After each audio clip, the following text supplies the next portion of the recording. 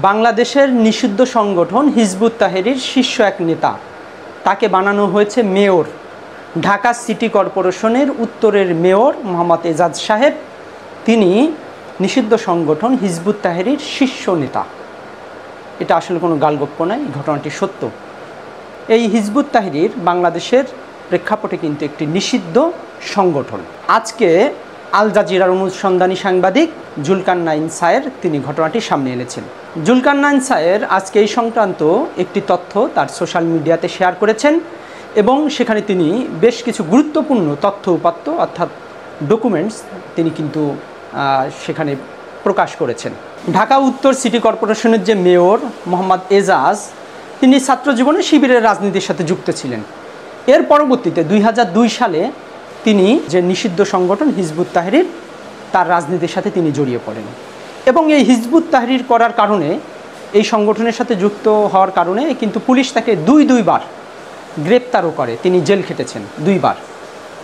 তারপরেও বর্তমান যে অন্তর্বর্তীকালীন সরকার, এই সরকারের যে উপদেষ্টা স্থানীয় সরকার মন্ত্রণালয়ের দায়িত্বে আছেন আসিফ মাহমুদ সজীব ভুইয়া, তিনি কোনো যাচাই বাছাই ছাড়া এই এজাজ সাহেবকে ঢাকা সিটি কর্পোরেশনের মেয়র বানিয়েছেন। 2014 সালে সিটি স্পেশাল ব্রাঞ্চের যে একটা তালিকা, সন্ত্রাসীদের যে একটা তালিকা প্রকাশ করেছে, সেখানে হিজবুত তাহরীর যে নিষিদ্ধ সংগঠন, সেই সংগঠনের শীর্ষ 5 নেতার মধ্যে ঢাকা সিটি কর্পোরেশনের যে বর্তমান মেয়র মোহাম্মদ এজাজ, তার নামটি কিন্তু রয়েছে।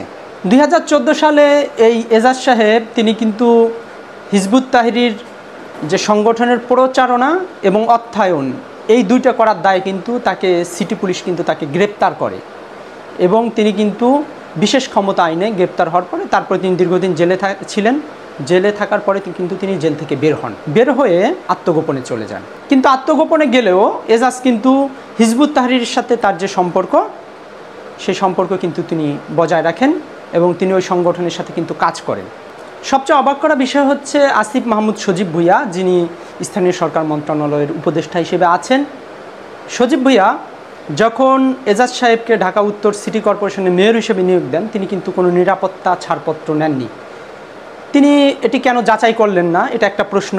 এবং তিনি তড়িঘড়ি কেন করলেন, এখানে তার কী স্বার্থ ছিল? এজাজ সাহেবকে যে তিনি তার জোর সুপারিশে নিয়োগ দিয়েছেন, আরেকজন উপদেষ্টাও এর সাথে জড়িত। জুলাই বিপ্লবে আসিফ মাহমুদ সজীব ভুইয়ার গুরুত্বপূর্ণ একটা ভূমিকা ছিল, কিন্তু সরকারের উপদেষ্টা হওয়ার পর তার যে বিতর্ক, তার পিছু মনে হয় ছাড়ছে না। তার পিএস দুর্নীতির সাথে জড়িত, তাকে অব্যাহতি দিল কিছুদিন আগে। তিনি বিভিন্ন নিয়োগের সাথে জড়িত, বিভিন্ন বিষয় তিনি ডিল করছেন, এ ধরনের কিন্তু অভিযোগ একের পর এক আসছে। এই এজাজ সাহেবকে যখন নিয়োগ দেওয়া হয়, এটা নিয়েও কিন্তু কথা হয়েছিল যে তিনি এত তড়িঘড়ি করে নিয়োগ দিলেন, এজাজ সাহেবকে কেন নিয়োগ দিলেন। এবং এজাজ সাহেবকে নিয়োগ দেওয়ার পর অনেকে কিন্তু বিস্ময় প্রকাশ করেছিলেন। কিন্তু এখন দেখা গেল যে তিনি এমন একজন লোককে নিয়োগ দিয়েছেন ঢাকা উত্তর সিটি কর্পোরেশনের মেয়র হিসেবে, যে একটা নিষিদ্ধ সংগঠনের শীর্ষ নেতা। আল জাজিরার অনুসন্ধানী সাংবাদিক জুলকারনাইন সাহেব, তিনি কিন্তু দীর্ঘদিন ধরে একটা অভিযোগ করে আসছিল এই সরকারের বিরুদ্ধে, যে এই সরকারের পিছনে আরেকটা সরকার কাজ করছে। সেই সরকার সম্পর্কে সে কিছু একটা ধারণা মাঝখানে কিন্তু সে মাঝে মধ্যে দেওয়ার চেষ্টা করেছে। আজকে তিনি কিন্তু একজন, তার মধ্যে যে এই যে এজাজ সাহেব, তিনি যে এদের মধ্যে একজন, যে এই সরকারের পিছন থেকে যে আরেকটা সরকার পরিচালনা করছে, ছোটন গ্যাং যেটা হিসেবে তিনি উল্লেখ করেছেন, সেই ছোটন গ্যাংয়ের একটা অংশ হচ্ছে এই এজাজ সাহেব। সরকারকে যারা অস্থিতিশীল করতেছে, সরকারের পিছনে থেকে যে ছায়া সরকার হিসেবে কাজ করতেছে, এই যে ছোটন গ্যাং, সেই ছোটন গ্যাংয়ের অন্যতম একজন কিন্তু এজাজ সাহেব। ডক্টর মোহাম্মদ ইউনূসের যে সরকার, সেই সরকারকে ব্যর্থ করতে একটা কুচক্রী মহল কাজ করছে, কিন্তু তারা তাদের ইন্টারেস্টে, তাদের স্বার্থে এবং তাদের এজেন্ডা নিয়ে তারা কিন্তু কাজ করতেছে।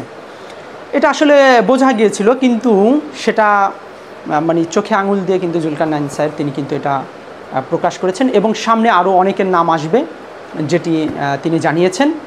এই সরকারকে যে পুনর্গঠন করা দরকার, উপদেষ্টা পরিষদের, এখানে অনেক সমস্যা রয়েছে, অনেক বিতর্কিত লোক ঢুকে গেছে এবং এমন লোক ঢুকে গেছে যারা সুযোগ সন্ধানী, যারা এই সরকারকে বিপথে নিচ্ছে, বেকায়দায় ফেলছে এবং ইউনূস সরকারকে ব্যর্থ সরকার হিসেবে দেখতে চায়। এবং এরা জুলাই আন্দোলনের যারা নেতা ছিল, এদের কাঁধে ভর করে এরা কিন্তু এই তাদের অপকর্ম বা তৎপরতা চালাচ্ছে।